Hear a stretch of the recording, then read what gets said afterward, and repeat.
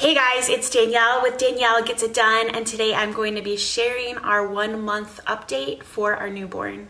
Gonna love you, honey, on and on and on. I'm a morning dove singing out a song.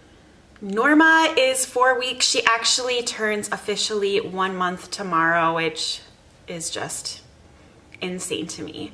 But I thought I'd share with you kind of how she's doing. I'll talk about her weight and her sleeping and her temperament and all that jazz. And then I'll talk a little bit about how I'm doing in my postpartum recovery. So here we go.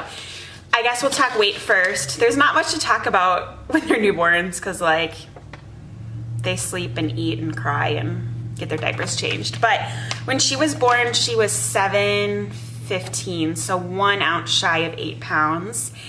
And now she is 8.59 pounds. So she's in like the 36th percentile. It's a long story. I think I go more into it into a vlog, but they are a little concerned with her weight gain. She's been gaining at each weighing, but her rate has slowed down a little bit. So they did actually ask me to supplement with breast milk to pump and offer her 1 ounce after every feeding, 6 ounces a day of breast milk. And I, in my heart, just don't really feel like it's a supply issue. She seems really satisfied when she's eating. She does not have any signs of like reflux. I can hear her swallowing really well.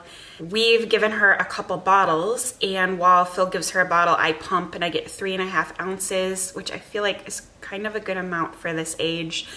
I don't know, just in my heart, I feel like I don't have a supply issue and she is fine. She also grew quite a bit taller, so I think just a lot of her energy went to her height. I guess I don't have that right here.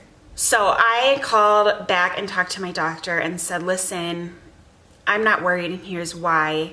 Can we instead do another weight check next week? And if you're not happy, I'll start supplementing. And she agreed that that was a good plan. So I go back just in a couple days and I'm hoping she's okay. Just pumping is a lot, and I'll talk about it later. She likely has colic. She's a difficult baby, and it just seems too stressful to do all that pumping and supplementing if it's not needed while she's crying all day long. So I'm just hoping that she just slow down for whatever reason. And I did have fluid during labor, and this happened to my friend Jenny too. A lot of times I think if the mom gets fluid during labor, it inflates their baby's birth because they're kind of full of the fluid either. So their birth weight is inflated high, and so they slow down their weight gain because of that. Sleeping wise, she sleeps really, really well. I'm thrilled. Like I kind of alluded to, and I'll talk later, she is a fussy baby and she screams multiple times a day, but she does not at night. And I really think it's due to the snoo. We bought the snoo. It was an investment, but knowing what I know now, I think it was totally worth it. She really likes to be soothed by rocking, and she really likes that white noise. So it's been really good. I put her down kind of around 8 every night. We're not on a set schedule yet, obviously, but around 8, I would say. And she's never slept less than 3 hours for her first stretch, like from birth. She's always slept at least 3 hours for that first stretch at night, which I feel like is good.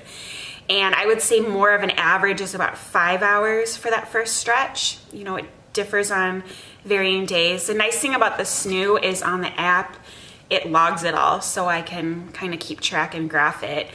And then the longest she's ever gone is 7 hours, and that's happened about 3 times so far. That actually happened last night, which was awesome. So that first stretch is a little longer. I feed her. Sometimes Phil will change her for me afterwards just to help a little bit, and then she just goes right back to bed. And then that second stretch is always much shorter, 2 to 3 hours, I would say.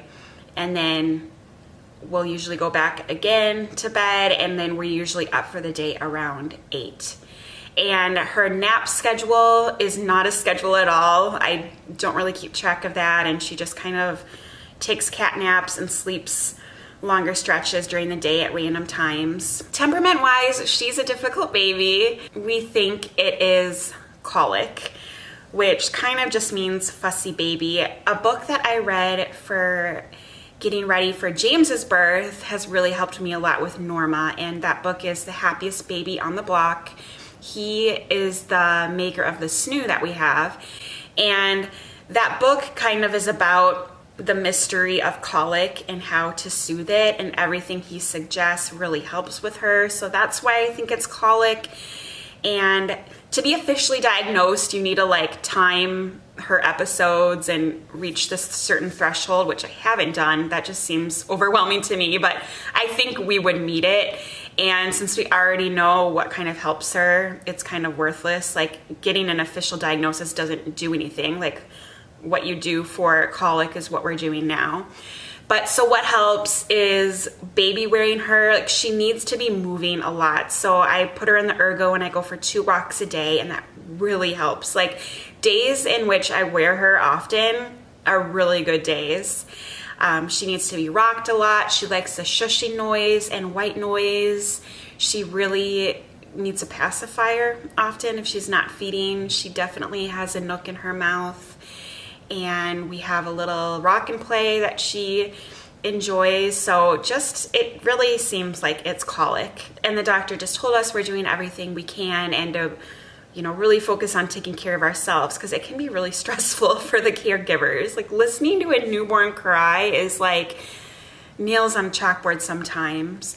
So Phil and I just kind of tag team it, and I feel like we're doing really well so far. I'm just doing my best to soothe her, but I know that I can't always do it 100%. And if I need to go use the bathroom, I'm just gonna have to set her down somewhere safe, and she's gonna scream while I go to the bathroom. And I feel like I'm just accepting that. Like I hate to hear her cry, and I don't want her to cry, but I can't have such a high standard for myself that I don't take care of myself, if that makes sense. So even though she's a difficult baby, I'm just really enjoying every minute with her, and I'm just really enjoying this newborn bliss, which kind of brings me into how I'm doing. I feel so amazing during this postpartum period. I had a really great and positive birth, which I can link those birth stories for you. I had a VBAC, which is a vaginal birth after cesarean. And my recovery has been night and day difference than my C-section. I did tear a little bit, and I honestly never had any pain from that. Like I just feel good, and my mental health has never felt better, which is crazy because she has colic. And James did not have colic. He was like a picture perfect newborn. He only cried when he was hungry, and he was just fine.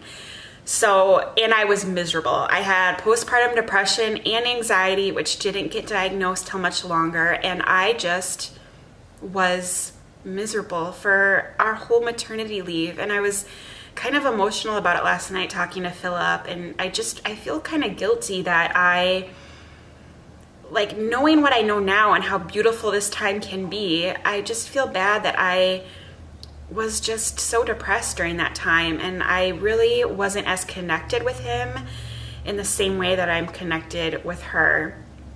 And it's so interesting that I had such a hard time and he was such an easy baby, and then now like I feel so good and joyful, and like I'm just oozing with gratitude every day. And she's a hard baby, and it just is like, it's okay. Like this is what it is, and I love her so much, and I love being home on maternity leave with her, and we're getting out and doing fun things every day, running errands, visiting friends. I'm taking a mini road trip with her next week, a day trip to Wisconsin to visit my sister-in-law. I just booked a flight with her. Just her and I are gonna fly to Arizona alone in a month to visit my parents and sister. And it's just things that I would have never done with James because I was just wanting to be home on the couch depressed. And I know I can't really live in the past and feel guilty about it because it's done and it happened, but I'm just so grateful that I feel so good, and I'm definitely my mental health I'm so grateful for, and just I'm so enjoying this time. And even with James, I'm able to spend more time with him because I'm home when he leaves for school and when he gets home, and it's just been such a special time for our little family of 4. Lastly, I'll talk a little bit about kind of my weight. I'm not really going to get into specifics, but I have lost about 12 pounds total in 4 weeks, which I'm a little disappointed about. She was an 8-pound baby. My placenta, everyone said, was huge. I thought I would have lost more weight by now. I feel like I'm eating really healthy. I'm definitely eating a lot because I'm nursing and I'm hungry, but I feel like for the most part I'm making pretty good choices, and I'm walking twice a day most days. Like, I'm really active, and I haven't been cleared to like lift weights or go for jogs yet, but I'm walking every day and I feel good, but the scale doesn't really reflect that, which doesn't matter. It's more about how I feel. So I don't know if I'm kind of holding on to a little extra weight as my milk supply gets settled, but I just wanted to mention that because it has been on my mind. I definitely still have a stomach. I'll show you my stomach.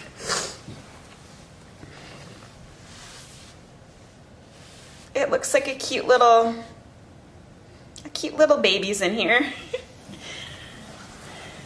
So that's still there, which is fine, but I do think kind of slowly it's going down. I'm going to see my doctor in a couple of weeks, and I really hope I get cleared to do some more intense exercise, not just to lose the weight. I just really am craving being active right now. That's kind of what I do for my mental health relief, and I'm just really excited to go for some jogs and lift some weights and do some more yoga. So I'm hoping that all goes well for that checkup.